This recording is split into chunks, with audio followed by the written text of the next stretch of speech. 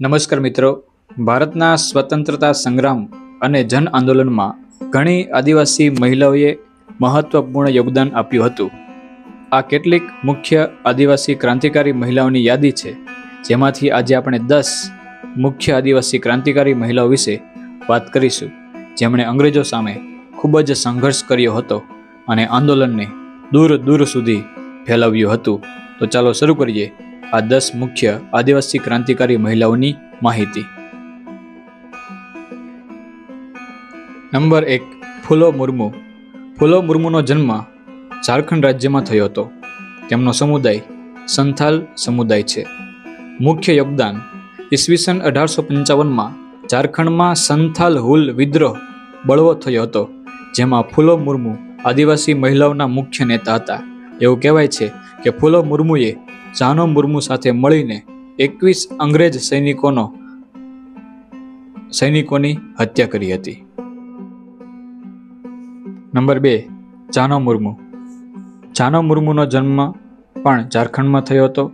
તેમનો સમુદાય સંથાલ સમુદાય છે. મુખ્ય યોગદાન: ઈસવીસન 1855માં ઝારખંડમાં સંથાલ હુલ વિદ્રોહ થયો હતો, જેમાં જાનો મુર્મુએ પોતાની બહેન ફૂલો મુર્મુ સાથે મળીને આ વિદ્રોહનું મહિલા નેતૃત્વ કર્યું હતું. તેમણે મહિલાઓનું સંગઠન કર્યું અને વિદ્રોહને દૂર દૂર સુધી લઈ ગયા તથા ફૂલો મુર્મુ સાથે મળીને તેમણે 21 અંગ્રેજ સૈનિકોની હત્યા કરી હતી. નંબર 3, રાની ગાઇડિનલ્યુ. રાની ગાઇડિનલ્યુનો જન્મ નાગાલેન્ડ રાજ્યમાં થયો હતો. તેમનો સમુદાય ઝેલિયાંગરોંગ નાગા સમુદાય છે. મુખ્ય યોગદાન: માત્ર 13 વર્ષની ઉંમરે તેઓ તેમના પિતરાઈ ભાઈ અને આધ્યાત્મિક નેતા હેપો જાદોનાંગના આંદોલન સાથે જોડાયા. 1931માં અંગ્રેજોએ હેપો જાદોનાંગને ફાંસી આપી દીધી. ત્યારબાદ રાની ગાઇડિનલ્યુએ આંદોલનનું નેતૃત્વ સંભાળ્યું. તેમણે અંગ્રેજ શાસનનો વિરોધ કર્યો અને સમગ્ર નાના નાગા પંથકમાં લોકોને સંગઠિત કર્યા અને અંગ્રેજો સામે લડાઈ લડી હતી. નંબર 4, દેવમની ઉર્ફે બંધની. દેવમનીનો જન્મ ઝારખંડમાં થયો હતો. દેવમનીનો સમુદાય ઉરાવ આદિવાસી સમુદાય છે. મુખ્ય યોગદાન: દેવમનીએ ઝારખંડના તાના ભગત આંદોલનમાં મહિલાઓને સંગઠિત કરી હતી. તેમણે સમાજમાં સ્વચ્છતા, અનુશાસન અને નશા મુક્તિનો સંદેશ ફેલાવ્યો હતો. તેમણે અંગ્રેજોના અન્યાયી કર અને દમનનો વિરોધ કર્યો. આંદોલન દરમિયાન મહિલાઓને સક્રિય રીતે જોડવામાં તેમની મહત્વપૂર્ણ ભૂમિકા હતી. નંબર 5, રાની દુર્ગાવતી. રાની દુર્ગાવતીનો જન્મ ઉત્તર પ્રદેશમાં થયો હતો. તેમના વિવાહ ગોંડવાના રાજ્યના રાજા દલપત શાહ સાથે થયા હતા. રાજા દલપત શાહના અવસાન બાદ રાની દુર્ગાવતીએ ગોંડવાના રાજ્યનું શાસન સંભાળ્યું. રાની દુર્ગાવતી ગોંડવાના રાજ્યના મહારાણી બન્યા અને તેમણે આદિવાસી ગોંડ સમુદાયનું નેતૃત્વ કર્યું. મુખ્ય યોગદાન: સમ્રાટ અકબરના શાસનકાળ દરમિયાન તેમના સેનાપતિ આસફ ખાને 1564માં ગોંડવાના પર આક્રમણ કર્યું. રાની દુર્ગાવતીએ આત્મસમર્પણ કરવાનો ઇનકાર કરી દીધો અને પોતે જ સેનાનું નેતૃત્વ કર્યું. નરાઈ ઘાટી પાસે યુદ્ધ થયું. રાણીએ અત્યંત વીરતાથી યુદ્ધ કર્યું ને રાણીને ગંભીર રીતે રાણી ઘાયલ થયા અને શત્રુના હાથમાં કેદી બનવાની અપેક્ષા નહોતી. તેથી તેમણે 24 જૂન 1564ના રોજ પોતાની કટારથી જ પોતે વીરગતિ પામ્યા અને વીરગતિ પ્રાપ્ત થઈ. નંબર 6, સિન્ગી દઈ. સિન્ગી દઈનો જન્મ ઝારખંડમાં થયો હતો. તેમનો સમુદાય ઉરાવ આદિવાસી સમુદાય હતો.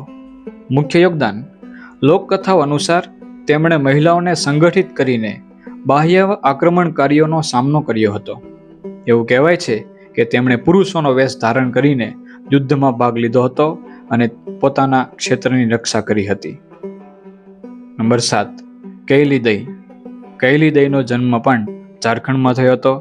તેમનો સમુદાય ઉરાવ આદિવાસી સમુદાય હતો.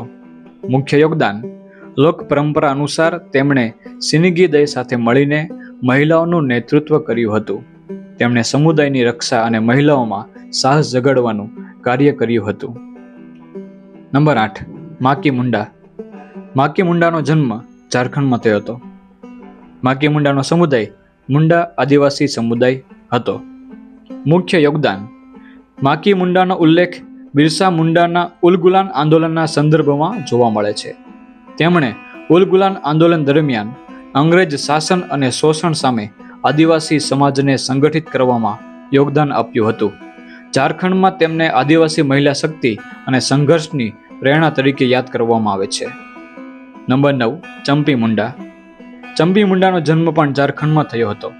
ચંપી મુંડાનો સમુદાય મુંડા આદિવાસી સમુદાય હતો. તેમનું યોગદાન. ચંપી મુંડા બિરસા મુંડાના વિશ્વસનીય સહયોગી હતા. તેમણે અંગ્રેજ શાસન વિરુદ્ધ આદિવાસી સમાજને સંગઠિત કરવામાં મહત્વપૂર્ણ ભૂમિકા ભજવી હતી. ચંપી મુંડા સંદેશ પહોંચાડવાનું, લોકોને એકઠા કરવાનું તથા ઉલગુલાન આંદોલનને આગળ વધારવાનું કામ કરતા હતા. અને નંબર 10. સાલી મુંડા. સાલી મુંડાનો જન્મ પણ ઝારખંડમાં થયો હતો. તેમનો સમુદાય મુંડા આદિવાસી સમુદાય હતો. મુખ્ય યોગદાન. સાલી મુંડાએ ચંપી મુંડા અને બિરસા મુંડા સાથે મળી ઉલગુલાન આંદોલનમાં મહિલાઓની ભાગીદારી વધારવાનું કાર્ય કર્યું.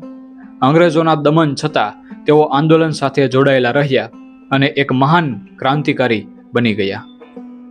તો મિત્રો, આ હતી મુખ્ય 10 ભારતની આદિવાસી ક્રાંતિકારી મહિલાઓ, જેમણે મહિલા શક્તિ બતાવીને અંગ્રેજો સામે તથા બાહ્ય આક્રમણ સામે યુદ્ધ કર્યું હતું અને બળવો કર્યો હતો અને પોતાનો મહત્વનો ફાળો આપ્યો હતો. જય હિન્દ.